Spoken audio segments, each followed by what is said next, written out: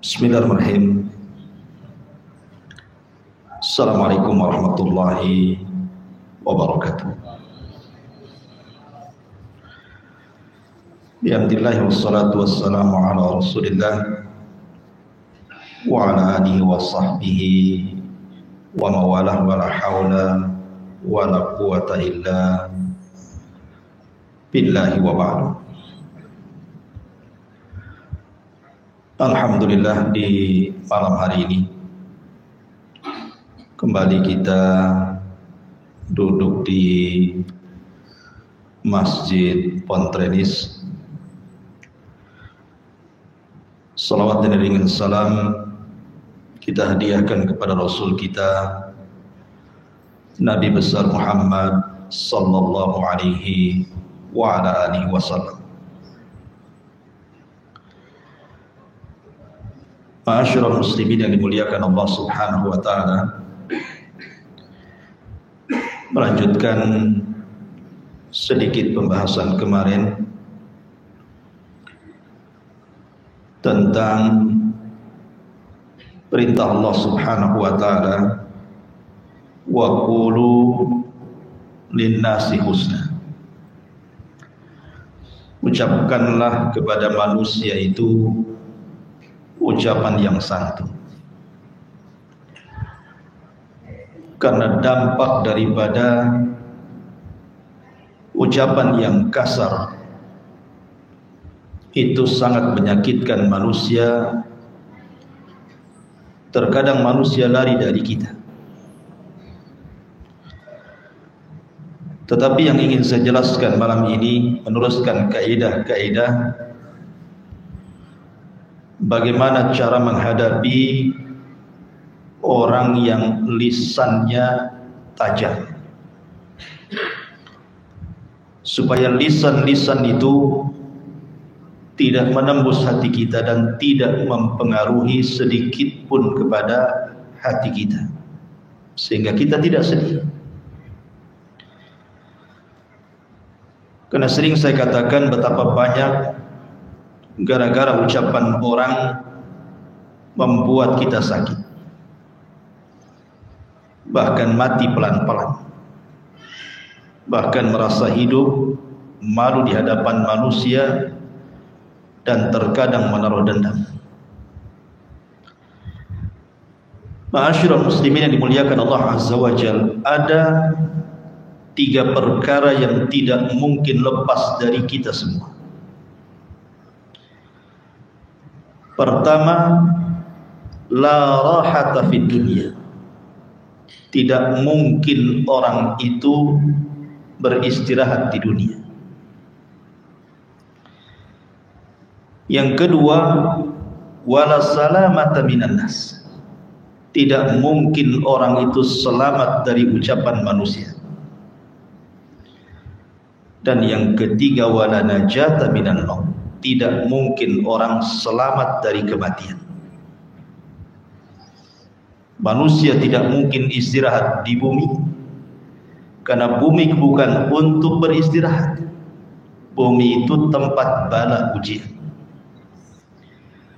Dan tidak ada orang yang selamat dari lisan manusia. Bagaimanapun antum menghindar dari lisan manusia, tetap lisan manusia menembus hati antum. Dan tidak mungkin orang itu selamat dari kematian. Makanya manusia itu pasti akan disakiti, dan pasti akan lelah hidupnya, dan pasti akan mati. Itu kaidah. Ma'asyiral muslimin yang dimuliakan Allah Azza wa Jalla, dari sinilah muncul kewajiban sabar. Sabar dan beriman dengan takdir Allah Subhanahu wa taala. Makanya Allah Subhanahu wa taala berfirman, ma asaba min musibatin fid dunya wala fi anfusikum illa fi kitabin min qabli an nabra'aha inna dzalika 'ala Allahi yasir likai la ta'saw 'ala ma fatakum wa la tafrahu bima آتاكم. Kata Allah Subhanahu wa ta'ala berfirman, tidaklah musibah yang menimpa kalian di bumi, tidak juga musibah yang menimpa kalian, kecuali semua sudah dicatat di Lauhul Mahfuz sebelum terwujud musibah itu. Dan bagi Allah itu mudah. Kenapa? Supaya kalian tidak terlampau sedih ketika tertimpa musibah dan tidak terlampau senang kalau mendapatkan nikmat. Kalau orang yakin dengan qada dan qadar, maka apabila antum mendapatkan musibah, disakiti manusia, disakiti lisan manusia, maka kesedihan itu tidak akan berlalu. Kenapa? Karena sebelum orang itu bicara kepada kita, memang sudah ditulis dia akan bicara seperti itu di Lauhul Mahfuz. Dan kalau seandainya ada orang yang memberikan nikmat banyak kepada antum, antum pun tidak terlalu senang, karena memang sudah dicatat 500 tahun sebelum Allah menciptakan langit dan bumi. Lalu apa masalahnya? Dari sini kata para ulama, la tahzan, jangan bersedih. Semua sudah ditakdirkan Allah Subhanahu wa ta'ala. Ngapain harus ngurung diri gara-gara ucapan manusia? Apakah dengan mengurung diri, mengunci pintu dan jendela sampai menaruh kertas di ventilasi supaya jangan ada yang masuk gitu, tetap saja antum dibicarakan orang? Jangan-jangan sakit jiwa orang itu, enggak pernah keluar rumah katanya. Padahal maksudnya menghindari ucapan manusia kan? Tetap saja manusia mengatakan gila. Ada orang yang ingin supaya manusia tidak berbicara kepadanya dengan pembicaraan yang buruk, sehingga dia berusaha untuk tersenyum. Ada juga yang mengatakan jangan-jangan dia gila, senyum. Orang senyum aja dibilang gila ya. Atau umpamanya dia berusaha untuk seimbang, kadang-kadang bercanda, kadang-kadang serius. Itu saja dibicarakan orang. Apalah orang ini? Kenapa dengan dia? Senyum-senyum, ada maksud apa ini? Tidak ada orang yang selamat dari ucapan manusia. Tidak ada yang selamat. Sebaik apapun antum, sebaik apapun ukti yang ada di atas, tetap saja ada orang yang nyinyir bahasa kita, tidak suka dengan kita. Karena mencari keridhaan manusia itu ghayatun la tuhsa, mustahil. Ada orang yang senang, ada orang yang tidak senang. Makanya ma'asyiral muslimin yang dimuliakan Allah Azza wa Jalla, ambillah kenikmatan di surga. Kenapa orang-orang di surga itu merasa nikmat? Kenapa?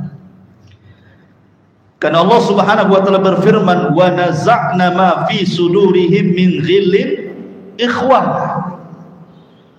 Kenapa ahlil jannah, orang-orang di surga itu senang hatinya, tidak pernah bersedih? Karena dicabut dalam hatinya perasaan dengki. Tidak ada kedengkian di ahli surga itu. Allah jadikan satu hati. Yang ingin saya katakan, ikhwan, kalau mobil antum kotor, bawa ke karwas langsung bersih. Kalau piring kotor, beli sunlight, cuci bersih, mengkilat, bisa ngaca tuh di piring. Tapi kalau hati kotor, tidak mungkin antum minum baiklit, nggak akan bersih, mati yang ada itu. Artinya kalau hati itu sudah kotor, berat untuk membersihkan hati itu, berat, sulit untuk membersihkan hati. Maka jangan sampai kemudian hati yang bersih ini dikotori dengan ucapan manusia, kemudian menimbulkan dendam kepada mereka. Maka gunakan akal kita, rahatul bal, rahatul bal, buat hati ini tenang supaya otaknya encer. Maknanya apa? Jangan pedulikan manusia. Jangan pedulikan manusia. Ma'asyiral muslimin yang dimuliakan Allah Azza wa Jalla, musuh antum sedang membakar hatinya dengan api dendam. Jangan sampai api itu Anda pindahkan kepada hati antum. Kalau hati sudah terbakar, yang terjadi apa? Jadi syaitan dia. Biarkan dia yang terbakar, jangan pula kemudian api dipindah ke hati kita. Biarkan dia yang terbakar. Karena 90% menurut ahli kesehatan, penyakit itu datang karena kotornya hati. Banyak masalah, banyak pikiran, bukan dari faktor makanan. Makanya saya katakan bahwa senjata yang paling ampuh melawan musuh itu tidak mesti dihadapi. Terkadang ada orang yang menyangka bahwa kalau tidak dihadapi, kalah kita, terhina kita. Tidak mesti musuh dikalahkan itu dengan kita menghadapi mereka, cacian dibalas cacian, bukan itu. Terkadang musuh itu bisa tumbang dengan sendirinya tanpa harus ada perlawanan. Saya contohkan Ashabul Kahfi. Allah Subhanahu wa taala tidurkan 3 abad lebih. Ketika terbangun, musuhnya sudah kalah.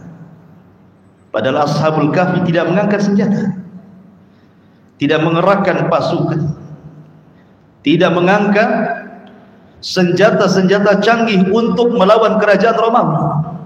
Cukup tidur 3 abad, kalah musuh. Jadi kalau antum ingin kalahkan musuh, tidur aja 3 abad. Bukan itu maksud. Maksudnya senjata melawan musuh itu, maksudnya musuh yang suka nyakiti kita, caci maki kita, tidak suka dengan kita. Senjata yang paling kuat itu maafkan mereka.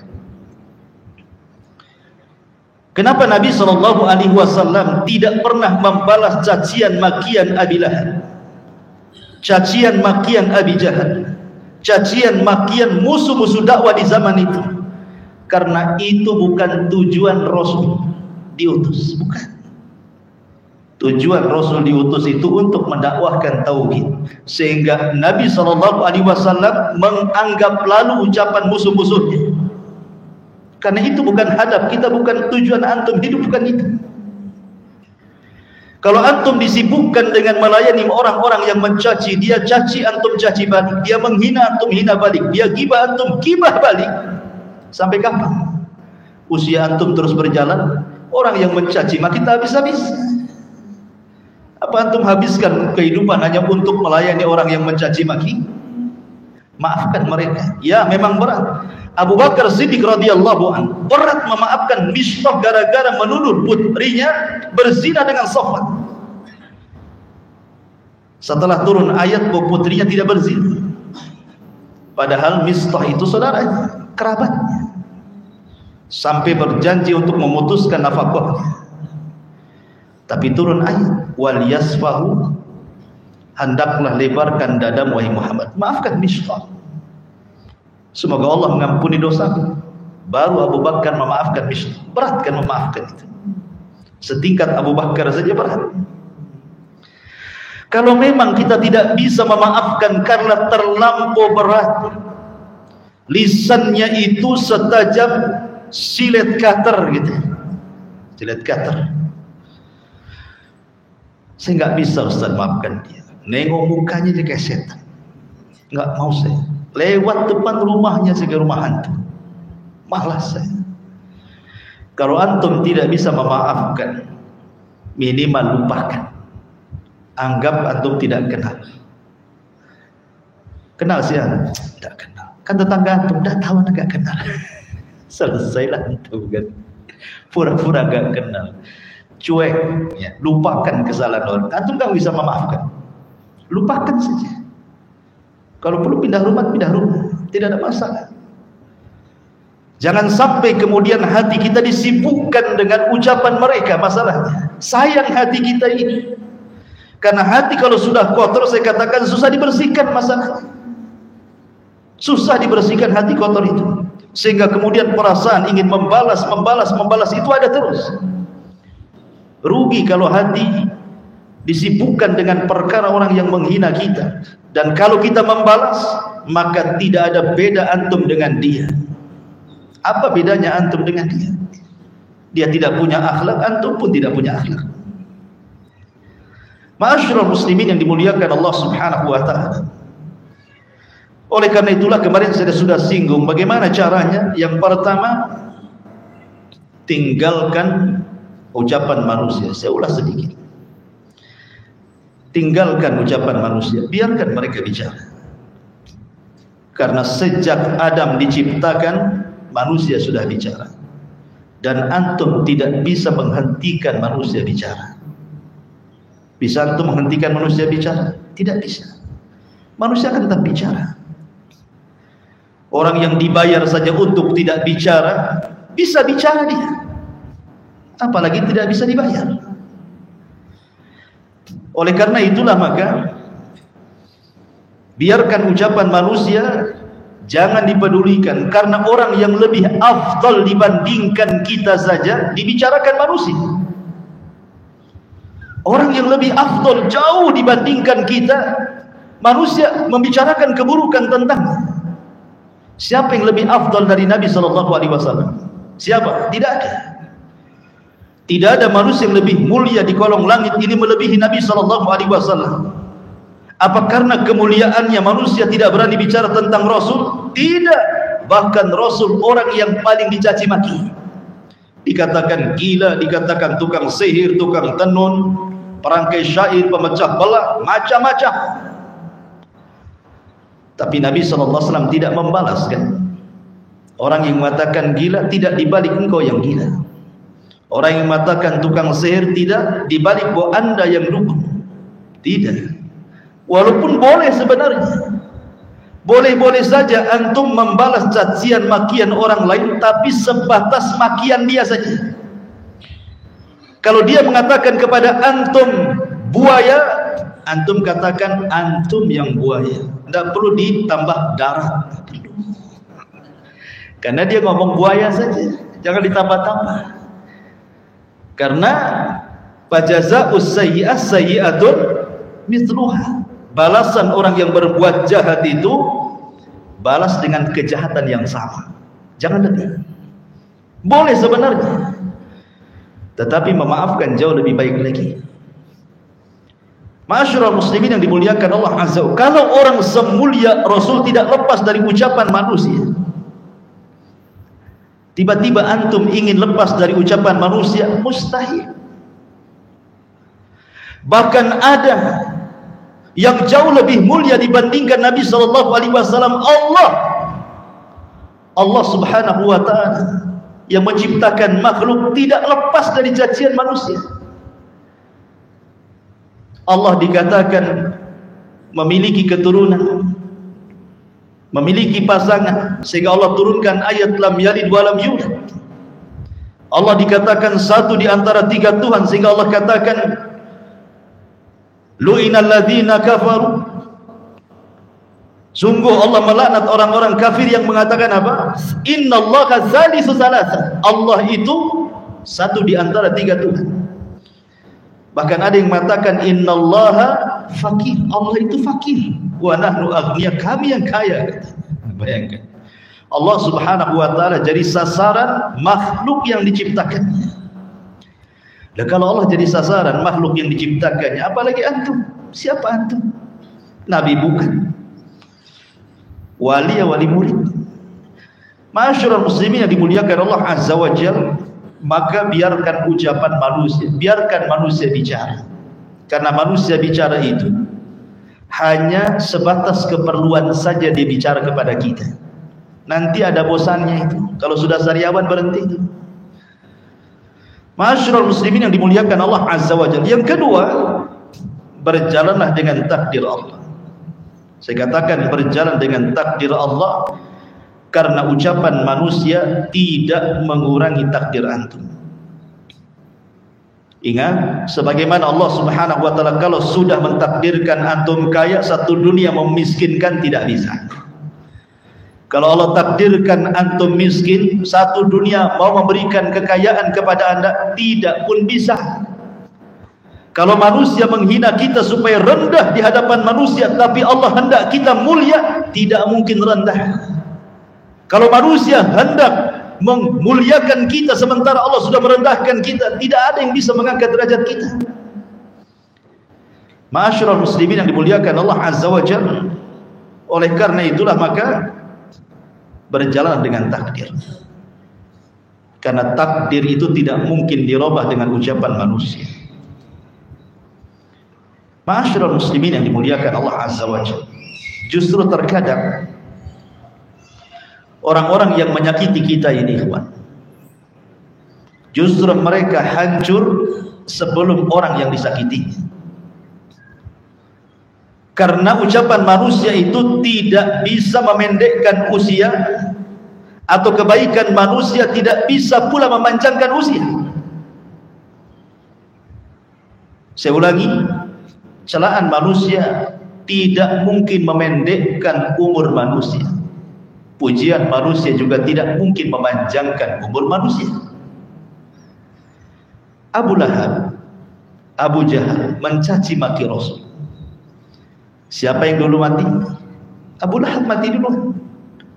Abu Jahal mati dulu.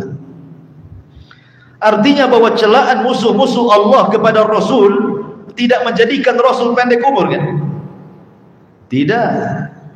Karena umur itu adalah takdir takdir Allah Subhanahu wa taala kepada manusia. Bahkan Jurayz, ingat kisah Jurayz Bani Israel, seorang abid dituduh berzina. Didatangkan buktinya wanita pelacur. Tiba-tiba kemudian Allah berikan karamah, dicubit bayinya, man abuk, siapa bapakmu?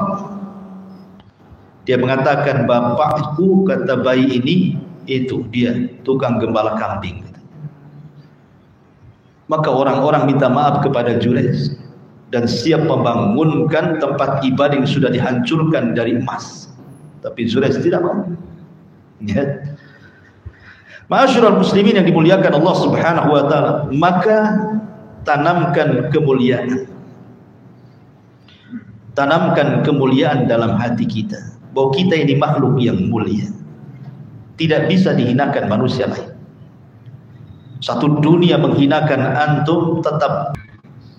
Karena kemuliaan itu bukan dibangun dengan harta, bukan dibangun dengan pangkat dan jabatan, bukan dibangun dengan pujaan dan pujian manusia.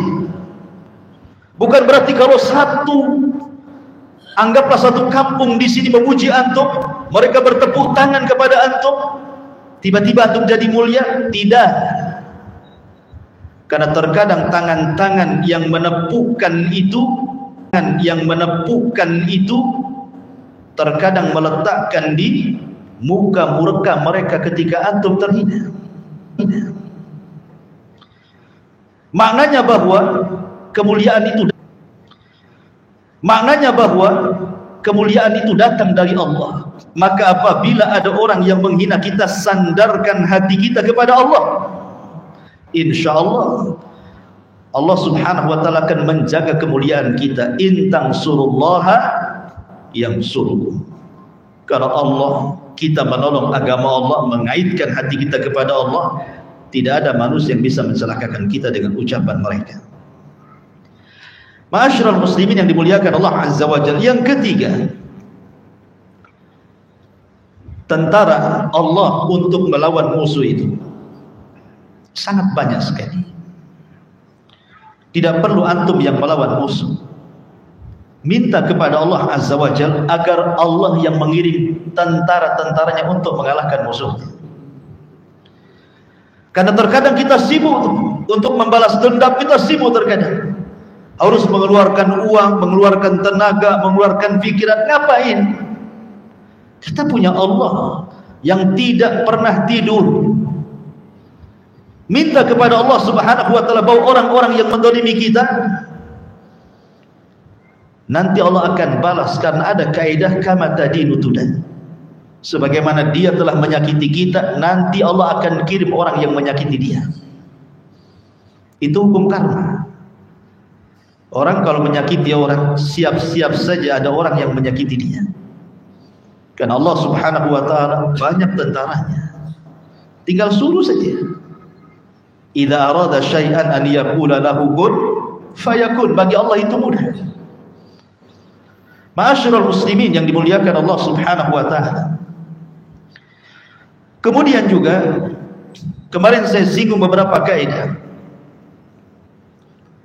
Jadikan orang yang memuji kamu dan orang yang mencela kamu, ij'al man madahaka wa man syatamaka sawa. Jadikan orang-orang yang memujimu dan mencelamu sama saja di hati kita. Karena biasanya orang yang mencela kita itu dia tidak memiliki yang kita miliki, makanya dia mencela. Contoh umpamanya, ada orang yang berada di perkumpulan, kemudian ada gesekan, saling mencela. Kalau orang itu diam saja kemudian dicela, orang yang mencela itu sebenarnya tidak memiliki apapun yang ada pada orang yang dicela, sehingga celaan itu muncul karena hasad. Dan orang hasad itu karena tidak memiliki apa yang dimiliki orang yang dihasadinya, makanya dia mencela. Jadi sesungguhnya kita yang sedang dicela itu memiliki keistimewaan sehingga dicela orang. Kalau dia memiliki apa yang kita miliki, tidak mungkin dia mencela. Ma'asyiral muslimin yang dimuliakan Allah Azza wa Jalla, makanya dari sini kata para ulama, jangan melihat kepada ucapan mereka. La taltafit, jangan palingkan ucapan pandangan kita kepada orang yang mencela, supaya terbedakan mana yang baik dan mana yang buruk. Kemudian ulama juga mengatakan kalimat yang menyakiti antum itu hakikatnya sedang mengangkat derajat kita di akhirat. Jadi kalau kita diam saja, sabar, ikhlas, ridha gitu ya, dicaci maki, biarkanlah gitu. Hakikatnya antum sedang diangkat derajatnya di akhirat tanpa harus beramal. Karena terkadang ada surga itu tidak bisa diraih dengan sholat, ada surga tidak bisa diraih dengan puasa, ada surga tidak bisa diraih dengan ibadah-ibadah yang lainnya. Surga itu ada tingkatan yang hanya bisa diraih dengan sabar. Kapan orang itu sabar? Ya salah satunya ketika mendapatkan cacian, makian, hinaan, gibahan orang lain kan. Disitulah waktunya kita sabar. Kapan lagi? Justru itulah waktunya kita bersabar. Kalau nggak ada orang yang musuhi kita, kapan antum bersabar coba? Nah, itu kesempatan antum meraih surga. Sabar. Ma'asyiral muslimin yang dimuliakan Allah Subhanahu wa ta'ala. Kemudian juga kata para ulama, orang yang menghina antum, dia pasti mati. Sebagaimana orang yang memuji antum pun pasti dia mati. Orang yang memaki mati, orang yang memuji mati juga.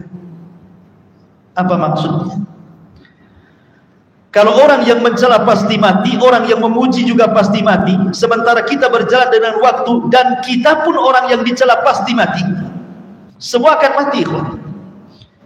Yang mencela dan yang dicela pasti mati, yang memuji dan yang dipuji pasti mati. Kalau seandainya kemudian hidup kita hanya satu hari atau satu kali di dunia disibukkan dengan ucapan manusia, lalu apa yang anda bisa lakukan untuk bekal setelah kehidupan kita? Asyik sipu saja melayani orang gitu ya. Ma'asyiral muslimin yang dimuliakan Allah Azza wa Jalla, maka jadilah orang yang berakal di tengah-tengah orang gila. Anggap saja orang itu gila, kita yang berakal. Kalau antum melayani sama-sama juga antum gila. Karena biasanya kalau antum orang baik kemudian antum dihina, seolah-olah mereka itu ingin antum seperti malaikat. Seperti seorang ustaz kemudian dicaci. Anggaplah ustaz di sini dituduh korupsi, laporannya enggak jelas, ini uangnya hilang kemana, Akhirnya disebarkan, oh jangan-jangan ustadz itu korupsi. Maunya yang menuduh ustadz itu korupsi, ustadz itu jadi malaikat. Paham gak? Sementara dia tidak sadar bahwa yang ngomong itu adalah iblis. Orang ingin supaya jadi malaikat, dia pula jadi iblis. Gimana ceritanya? Gitu ya. Ma'asyiral muslimin yang dimuliakan Allah Azza wa Jalla, harusnya didahulukan dengan nasihat, tidak langsung tuduhan, kan gitu. Ini suara apa ini yang mulia? Bukan suara azan kan? Suara orang jual putu ya. Masya Allah, sih ada orang jual putu. Ma'asyiral muslimin yang dimuliakan Allah Azza wa Jalla, intinya bahwa tenangkan hati saat ada orang yang mencela. Rahatul bah, tenangkan pikiran, tenangkan hati, karena memang orang yang mencela kita itu supaya kita tidak tenang hakikatnya sebenarnya. Kenapa dia mencela kita? Supaya hati kita tidak tenang. Hati kita dibuat tidak tenang kan? Siapa yang tidak sakit orang kalau dihina coba? Siapa yang tidak sakit kalau orang dicaci, dimaki? Pasti sakit. Ya. Artinya orang yang mencaci kita itu supaya kita tidak tenang hidupnya sebenarnya. Kalau kita sudah tahu bahwa tujuan orang yang mencaci itu supaya kita tidak tenang, kita sudah tahu. Maka tenangkan hati. Ma'asyiral muslimin yang dimuliakan Allah Subhanahu wa taala. Ada sebuah kisah yang menarik. Ma'asyiral muslimin yang dimuliakan Allah Subhanahu wa taala. Terkadang tidak semua ucapan itu, maksudnya ucapan, tidak semua ucapan yang menyakiti itu mesti ucapan jahat, tidak. Terkadang ada orang niatnya baik, ikhwan, tetapi karena ucapannya menyelisihi syariat, terkadang kita tidak suka. Ada ulama salaf namanya Ibnu Uqail rahimahullah ta'ala. Itu punya anak meninggal dunia, dan itu anak satu-satunya, si mata wayang. Otomatis ini sedih sekali kan, karena anak satu-satunya laki-laki meninggal pula. Orang-orang datang kepada Ibnu Uqail kononnya untuk menenangkan hatinya, menemper rasa sedihnya. Sambil berteriak orang-orang itu mengatakan, "Ya Rabb, apa kau tidak kasihan dengan orang tua ini? Kenapa kau cabut nyawa anak? Cabut saja nyawa kami." Kan tujuannya bagus tuh, supaya ada yang mendorong kan gitu, supaya tidak sedih. Kenapa mesti dia yang mati? Kasihanlah itu syekh kami sudah tua. Biar kami saja murid-muridnya yang mati. Maka Ibnu Uqail mengatakan, "Uskutu, diam kalian. Al-Quran itu turun bukan untuk yang kalian lakukan seperti ini, tapi Al-Quran itu turun untuk menenangkan di saat orang kena musibah." Kemudian dia membaca ayat, "Alladzina idza asabatkum musibah qalu inna lillahi wa inna ilaihi raji'un." Apabila seseorang mendapatkan musibah, katakan semua datang dari Allah dan kembali kepada Allah. Dari sini menunjukkan bahwa kalau seandainya antum disakiti manusia, ada ucapan-ucapan yang mungkin kurang enak didengar bagi telinga kita, katakan inna lillahi wa inna ilaihi raji'un, gitulah maksudnya. Semua datang dari Allah. Boleh jadi Allah menghendaki dalam catatannya itu dia akan mencaci maki kita. Saya serahkan semua kepada Allah Subhanahu wa taala. Karena setiap orang yang mendolimi kita, ikhwan, pasti ada balasannya. Pernah saya ceritakan kepada antum seorang preman yang mencaci maki nelayan, berakhir dengan mengambil ikannya. Tiba-tiba kemudian ikan itu hidup dan menggigit salah satu jarinya. Padahal ikannya sudah mati, Allah buat hidup. Awal digigit biasa-biasa saja, dibawa pulang ikan itu, dimasak, dimakan dengan lahapnya sampai habis. Rupanya bekas gigitan itu menjadikan sakit yang tidak tahu rasa sakitnya kecuali Allah, menjerit di malam hari. Kemudian keesokan harinya dia datang ke tabib. Kata tabib, ikan di dalam badanmu itu ada virus yang sudah menjalar ke telapak tangan. Telapak tanganmu harus diamputasi. Kalau tidak, menjalar ke sikut. Kalau tidak, menjalar ke semua tanganmu. Kalau tidak, menjalar ke jantung. Kau akan mati. Terpaksa dipotong segini. Disangkanya akan sembuh tuh. Rupanya kemudian tidak sembuh juga. Datang lagi ke dokter, kata dokter, aku heran penyakitmu, kenapa menular sampai ke sikut, terpaksa dipotong lagi sampai di sini. Dikiranya sembuh, rupanya merembet lagi, harus dipotong semuanya sampai sini. Dokter makin heran, coba ceritakan, sebenarnya kamu kenapa? Kemudian dia mengatakan, aku sudah mencaci maki fulan, aku mendolimi fulan dengan mengambil ikannya. Tiba-tiba ikan itu hidup dan menggigit aku. Kemudian aku memakan dan memasaknya sampailah. Inilah cerita singkat, akhirnya aku seperti ini. Maka sang dokter, karena orang soleh, dia mengatakan, coba kalau seandainya engkau sebelum datang ke sini, waktu digigit itu, kau carilah orang yang kau zalimi, minta maaf. Saya yakin tanganmu tidak ada satu pun yang dipotong. Sebelum aku potong tanganmu habis, cobalah kau cari orang yang kau zalimi. Akhirnya dia cari tu orang yang dizalimi. Setelah ketemu, dia mengatakan, ya fulan samihni ya fulan, tolong maafkan aku wahai fulan, tolong maafkan aku. Kemudian orang ini heran, kenapa datang-datang minta maaf, sudah tidak dikenal lagi tu. Kemudian dia menceritakan bahwa aku yang mencaci makimu, saya mengambil mencuri ikanmu, kemudian begini-begini sampai tanganku dipotong, tolong maafkan aku. Akhirnya kemudian sang nelayan pun mengatakan, ya aku maafkan kamu. Subhanallah, ketika orang ini mengatakan ku maafkan kamu, hilang rasa sakitnya. Kemudian sebelum ditinggalkan, orang zalim ini mengatakan kepada sang nelayan, maaf, waktu aku mengambil ikan, mengancam kamu, mencaci maki kamu, aku lihat lisanmu bergerak-gerak, kau ngomong apa? Gitu ya. Maka dia mengatakan, aku tidak bicara apapun kecuali hanya satu kalimat, ya Allah, orang di depanku kuat, sementara aku lemah, tampakkan kekuatan. Hanya itu saja. Akhirnya dia pun menangis, berjalan. Setiap ada perkumpulan orang, dia kasih tahu tangannya yang sudah dipotong sampai di sini. Apa kata dia? Man ra'ani fala yadlim minhu ahad. Siapapun yang melihat aku, jangan berbuat zalim sedikit pun.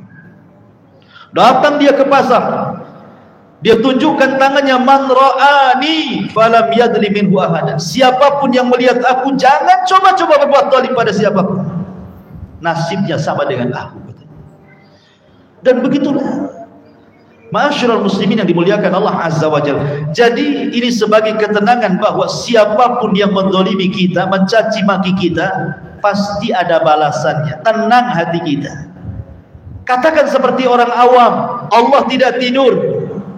Karena Allah yang mengatakan, wala yahsabannallaha ghafilan amma ya'malu zalimun.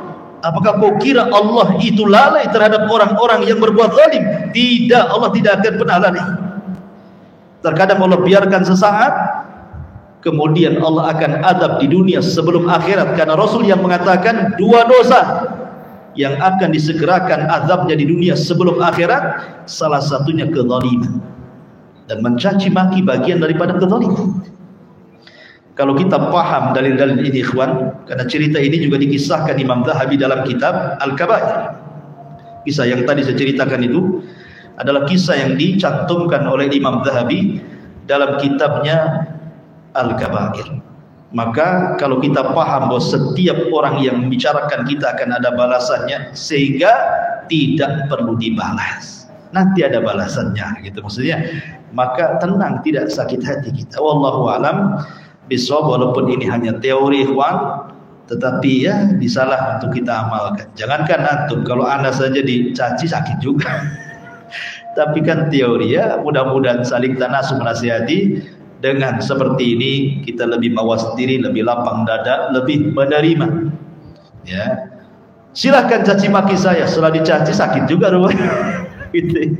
Makanya perlu saling menasihati. Subhanallah bihamdika asyhadu an la ilaha illa anta astaghfiruka wa atubu ilaik. Assalamualaikum warahmatullahi wabarakatuh.